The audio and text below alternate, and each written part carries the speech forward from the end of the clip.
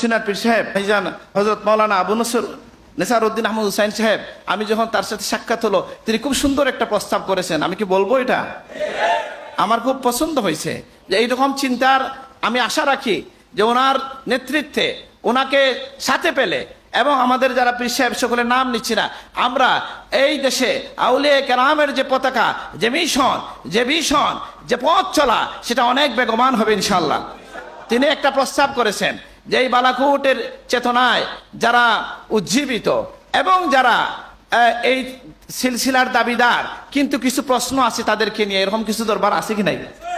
মানে এরা সিলসিলায় আমাদের তরিকা এক সিলসিলা, কিন্তু কিছু আমলি বিষয়ে কিছু কথাবার্তা আছে কি নাই?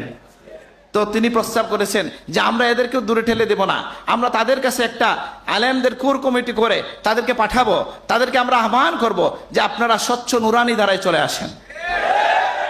আর যদি এটা সফল হয়, আমরা বিশ্বাস করি সৈয়দ আহমদ শহীদ বেরলভীর আওলাদরা, উত্তর সুরিরাই হবে এই দেশের প্রথম ইসলামী শক্তি ইনশাআল্লাহ।